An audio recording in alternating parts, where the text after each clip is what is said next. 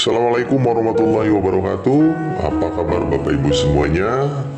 Hari ini saya mau menjelaskan tentang bagaimana cara mengisi My SAPK-BKN yang saat ini sedang gencar disosialisasikan untuk nanti diisi di bulan Juli dan berakhir di bulan Desember. Jadi tepat sekali hari ini kalau kita belajar tentang bagaimana cara mengisinya ya Bapak Ibu ya. Karena saat ini masih sedang pada tahap sosialisasi yang nanti akan digulirkan mengisinya pada bulan Juli, kemudian berakhir pada bulan Desember. Jadi tidak ada salahnya kalau hari ini kita belajar ya Bapak Ibu ya. Mumpung masih ada kesempatan, persiapkan semuanya. Nanti pada saat di launching harus dikerjakan, bulan Juli kita sudah siap. Langsung saja, yang pertama kita akan coba jelaskan. Saya coba jelaskan melalui buku panduan yang sudah disiapkan oleh BKN Bapak Ibu ya. Silakan buku panduannya bisa di-download di link deskripsi video ini Bapak Ibu ya. Nah, saya akan jelaskan melalui buku ini dan kemudian saya akan jelaskan juga langsung di akun realnya Bapak Ibu ya. Ya, di akun realnya seperti ini Bapak Ibu. Oke. Untuk My SAPK-BKN kita bisa mengakses dengan dua cara Bapak Ibu ya. Yang pertama kita bisa melalui Android dengan cara kita mengetikkan My SAPK-BKN di Play Store, kemudian klik install ya Bapak Ibu dan silakan kerjakan melalui Android. Kemudian kita juga bisa mengerjakan melalui website yang ada di laptop Bapak Ibu ya atau komputer. Cara mengaksesnya kita langsung ke Google saja seperti ini. Kemudian kita langsung ketikkan https://my.sapk.bkn.go.id atau kita langsung ketikkan aja my.sapk.bkn.go.id atau cukup my SAPK saja sudah nanti terakses Bapak Ibu ya. Kemudian langsung klik enter, lalu klik My SAPK-BKN dan kita masuk di websitenya. Nah, kebetulan saya sudah login Bapak Ibu. Nah, cara loginnya Bapak Ibu, nah seperti di buku panduan ini ada alurnya. Loginnya menggunakan NIP Bapak Ibu, kemudian passwordnya adalah NIK. Sekali lagi, usernya NIP, kemudian passwordnya menggunakan NIK KTP.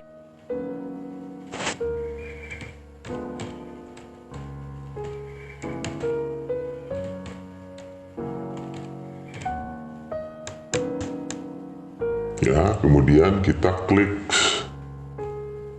kemudian kita masukkan nicknya ya, kemudian klik login. Oke, kita udah masuk di sini Bapak Ibu. Seperti ini tampilan di dalam My SAPK yang realnya Bapak Ibu ya. Nah, saya tidak jelaskan di sini di real akunnya, di akun benerannya.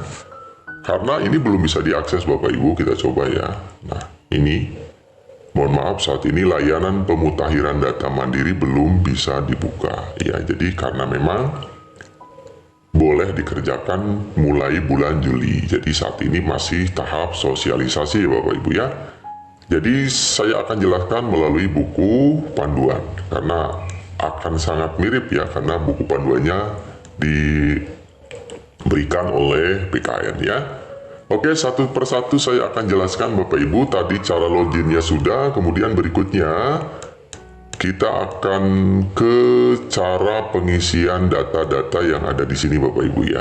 Ini ada riwayat PNS, riwayat diklat, riwayat golongan dan lain sebagainya. Ya, kemudian kita akan mengisi data personal dan lain sebagainya. Oke Bapak Ibu, kita langsung saja ya ke buku panduannya. Oke Bapak Ibu, apa saja data yang harus dimutakhirkan oleh PNS? Ya, data yang harus dimutakhirkan oleh PNS yaitu satu data personal, ya seperti sini, ya. Kemudian riwayat jabatan, riwayat pendidikan, diklat, riwayat SKP 2 tahun terakhir, riwayat penghargaan, riwayat pangkat dan golongan, riwayat keluarga, riwayat peninjauan masa kerja, riwayat pindah instansi, riwayat CLTN, riwayat CPNS/PNS, dan riwayat organisasi, Bapak Ibu ya. Kemudian data yang harus dimutakhirkan oleh PPPK dan PPT non-ASN yaitu data personal, riwayat diklat atau kursus, riwayat penghargaan atau tanda jasa, riwayat keluarga, riwayat organisasi. Itu wajib dimutakhirkan ya Bapak Ibu ya. Nah, kita jelaskan satu persatu Bapak Ibu apa yang dimaksud dengan data personal dan lain sebagainya. Kita jelaskan ya, mulai data personal Bapak Ibu. Yang dimaksud dengan data personal adalah data yang berisi informasi mengenai data pribadi ASN dan PPT non-ASN.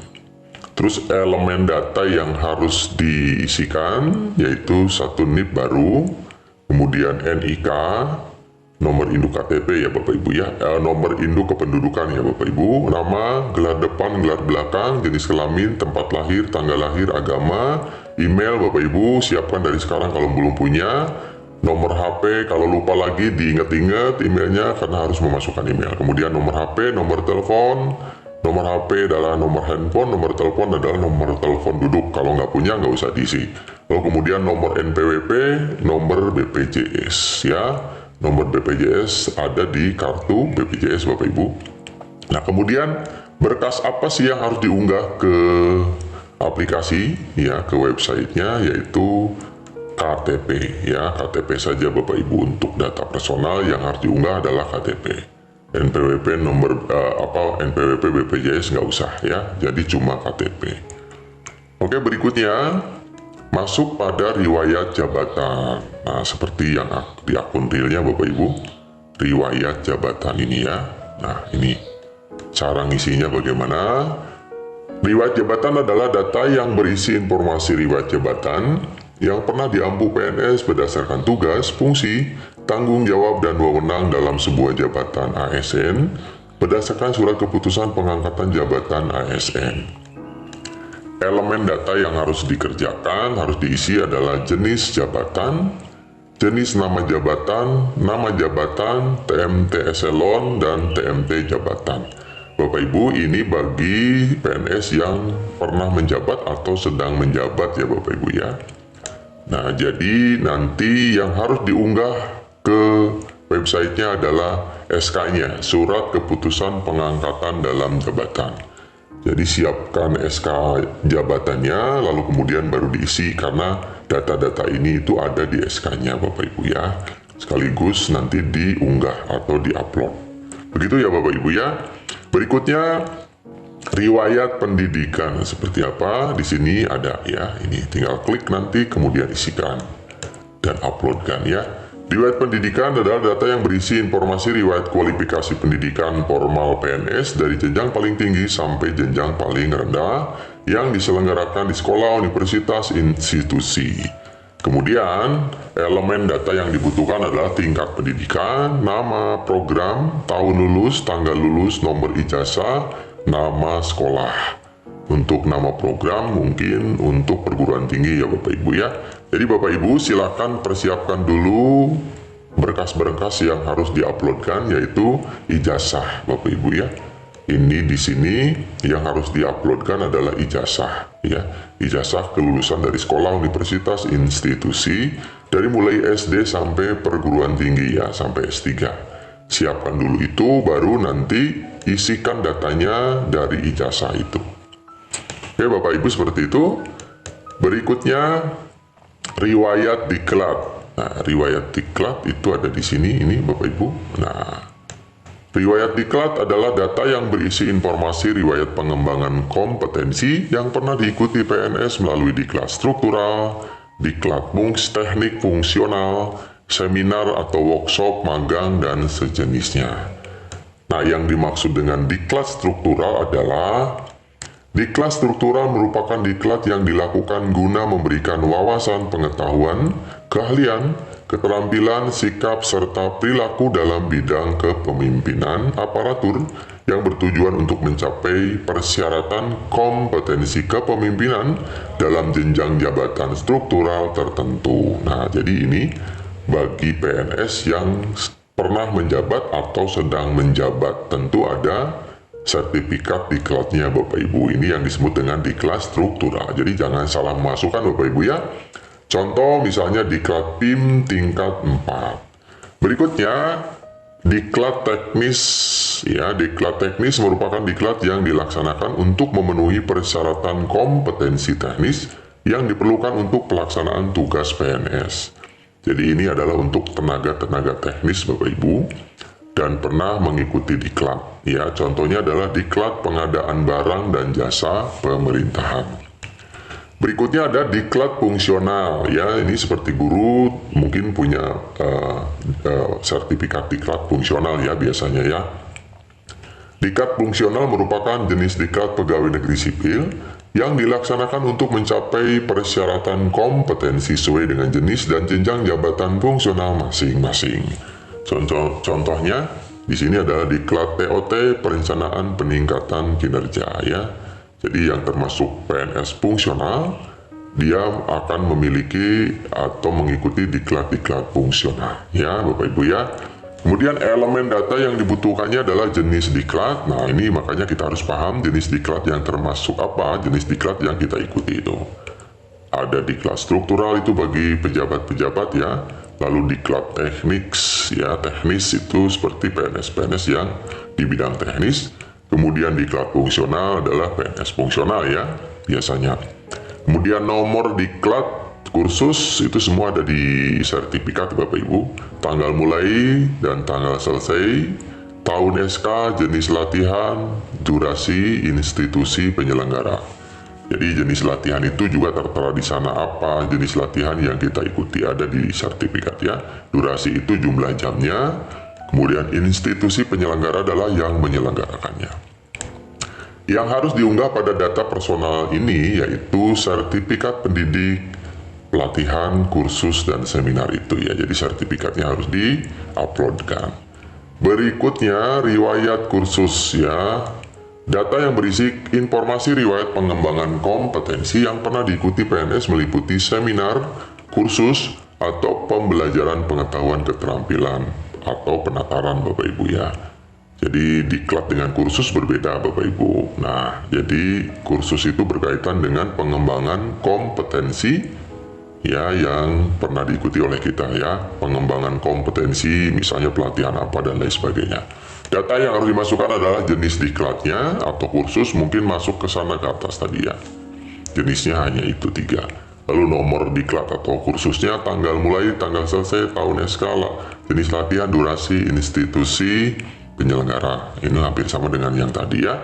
Kemudian masukkan sertifikat kursusnya. Diunggah sertifikat kursusnya ya. Berikutnya adalah riwayat SKP. Nah, seperti di sini itu ada di bagian bawah riwayat SKP ini ya, Bapak Ibu ya. Jadi kita harus juga memasukkan riwayat SKP 2 tahun terakhir. SKP yang sudah ditandatangani ya Bapak Ibu, yang sudah resmi ada di tangan kita, udah disimpan, dibongkar lagi, masukkan di sini.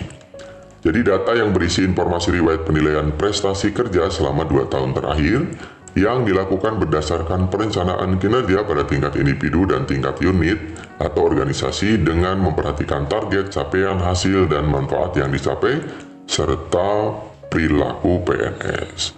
Elemen yang dimasukkan adalah jabatan, tahun, nilai SKP, nilai perilaku kerja, nilai prestasi kerja, data pejabat penilai, data atasan pejabat penilai. Semua itu ada di SKP-nya Bapak Ibu, silakan tinggal dilihat. Kemudian berikutnya yang harus diupload pada data ini adalah SKP yang sudah ditandatangani oleh yang bersangkutan atau pejabat yang berwenang. Silakan diuploadkan ke sana dan diisikan datanya. Berikutnya riwayat penghargaan atau tanda jasa. Ya, riwayat penghargaan atau tanda jasa di sini ya. Oke. Apa itu? Data yang berisi informasi riwayat penghargaan, tanda jasa atau tanda kehormatan berdasarkan penilaian kontribusi balas jasa pemerintah yang diberikan langsung kepada PNS ya. Data elemen datanya adalah jenis penghargaan, tahun SK, nomor SK, dan tanggal SK. Kalau kita dapat penghargaan harus ada SK-nya Bapak Ibu, karena harus di-upload ya, diunggah ke websitenya. Berikutnya Bapak Ibu, riwayat pangkat dan golongan ruang. Ya, ada di sini riwayat pangkat dan golongan ruang. Ada di sini ya, riwayat golongan ini ya. Ya. Apa itu? Riwayat golongan adalah data yang berisi informasi riwayat pangkat dan golongan ruang selama bekerja. Ya, elemen data yang harus dimasukkan adalah golongan, nomor SK, tanggal SK, TMP golongan, nomor pertek, tanggal BKN, masa kerja golongan atau bulan tahun, tanggal usul ya, kemudian jenis KP. Nah, semua itu ada di SK-nya Bapak Ibu ya. Jadi yang harus diunggah pada data personal ini adalah surat keputusan kenaikan pangkat. Ya, ini dari mulai golongan 1A sampai dengan 4E. Jadi diunggah semuanya Bapak Ibu ya. Dan semua data ada di SK-nya. Oke, berikutnya riwayat keluarga Bapak Ibu. Riwayat keluarga ada di sini Bapak Ibu ya. Nih. Apa yang dimaksud dengan riwayat keluarga dan apa yang harus diuploadkan ke sana? Data yang berisi informasi keluarga, orang tua, ayah, ibu, data pasangan suami, istri, dan anak. Jadi kita harus memasukkan ayah dan ibu juga Bapak Ibu ya. Elemen data yang harus dimasukkan adalah data orang tua, suami, anak, gelar depan, gelar belakang ya. Berarti suaminya atau istrinya harus dimasukkan gelarnya Bapak Ibu. Tempat lahir, tanggal lahir, jenis kelamin, agama, email ya. Email, mungkin email pasangan kita ya, atau email kita juga masuk di situ. Kemudian jenis dokumen, alamat, nomor HP, nomor telepon, status pernikahan, akta kelahiran, status hidup, meninggal, akta meninggal, tanggal meninggal, nomor NPWP, dan tanggal NPWP Bapak Ibu ya. Kemudian dokumen yang harus diunggah adalah kartu keluarga dan buku nikah Bapak Ibu ya. Jadi KK dan buku nikah silahkan di-scan, langsung masukkan, di-upload. Kemudian riwayat peninjauan masa kerja. Nah ini ya, di sini ada riwayat peninjauan masa kerja. Apa itu? Data yang berisi informasi riwayat penetapan persetujuan peninjauan masa kerja ASN. Ya, data yang harus dimasukkan, elemen datanya adalah jenis PMK, instansi atau perusahaan, tanggal awal, tanggal akhir, nomor surat keputusan. Yang harus diunggah pada data personal itu adalah surat keputusan peninjauan masa kerja. Kalau kita tidak merasa sedang ditinjau masa kerjanya dan tidak ada SK-nya, tidak perlu diisi Bapak Ibu ya. Oke, berikutnya riwayat pindah instansi. Riwayat pindah instansi ya. Ada datanya di sini Bapak Ibu. Ya, silakan nanti dicari. Datanya riwayat pindah instansi ada di sini, lengkap pokoknya ya. Apa itu riwayat pindah instansi? Adalah bagi PNS data yang berisi informasi riwayat pemindahan ASN dari instansi kerja lama ke instansi kerja baru. Nah, elemen data, jenis pemindahan, jenis jabatan lama, jenis pegawai, jenis jabatan baru, instansi kerja lama baru, satuan kerja lama baru, Yunor lama baru, nomor SKBKN, tanggal SKBKN, TMTPI, nomor surat instansi asal tujuan, tanggal surat instansi asal tujuan. Tentu semuanya ada di SK Bapak Ibu, tinggal dimasukkan ya datanya. Yang harus diunggah pada data personal ini adalah SK-nya ya, surat keputusan pindah instansinya. Berikutnya riwayat cuti di luar tanggungan negara. Apa yang dimaksud dengan riwayat CLTN itu? Cuti di luar tanggungan negara. Ya, CLTN itu maksudnya adalah singkatan dari cuti di luar tanggungan negara. Data yang berisi informasi riwayat penetapan status cuti di luar tanggungan negara, mulai dari persetujuan hingga pengaktifan kembali. Datanya ada jenis CLTN, nomor SK, CLTN, tanggal surat keputusan, tanggal awal, tanggal akhir, tanggal aktif, nomor BKN, tanggal BKN. Ya, kemudian dokumen yang harus diunggah adalah surat keputusan penetapan CLTN. Berikutnya riwayat CPNS dan PNS. Ya, ini. Apa itu? Data yang berisi informasi riwayat status kedudukan CPNS, riwayat status kedudukan CPNS atau PNS sesuai dengan SK. Ya, nomor SK PNS, tanggal SK CPNS, ya. Jadi dokumen yang harus diunggah adalah surat keputusan. Dokumen yang harus diunggah adalah surat keputusan PNS dan surat keputusan CPNS. Ada semua Bapak Ibu. Ya, Bapak Ibu sudah hafal banget soal ini ya. Berikutnya riwayat organisasi. Ya, riwayat organisasi. Nah ini Bapak Ibu. Riwayat organisasi adalah data yang berisi informasi riwayat pengalaman berorganisasi, yaitu riwayat pengalaman PNS bergabung dan berkontribusi di dalam sebuah organisasi yang relevan dengan pemerintahan. Elemen datanya adalah nama organisasi, jenis organisasi, jabatan organisasi, pengalaman, tanggal mulai. Dan kemudian uploadkan sertifikat organisasinya Bapak Ibu. Kalau hari ini Bapak Ibu aktif di organisasi yang berkaitan dengan pekerjaan, berkaitan dengan pemerintahan, silahkan dibikin sertifikatnya kalau belum ada ya. Kemudian nanti datanya masukkan dari sertifikat dan unggah sertifikat organisasinya. Berikutnya siapa verifikator PDM? Nah, ini mungkin nggak terlalu penting Bapak Ibu, sekilas saya jelaskan siapa verifikator PDM. Itu yang pertama adalah ada verifikator instansi. Ini unit kerja kepegawaian, kantor wilayah, kantor lembaga non-struktural, unit pelaksana teknis atau sejenis, satuan kerja perangkat daerah SKPD, dan atau badan kepegawaian daerah BKD. Jadi verifikatornya adalah verifikator instansinya adalah BKD. Kemudian ada juga approval instansi. Approval itu yang menyetujui ya Bapak Ibu ya. Ya hampir sama dengan yang di atas tadi ya, seperti itu.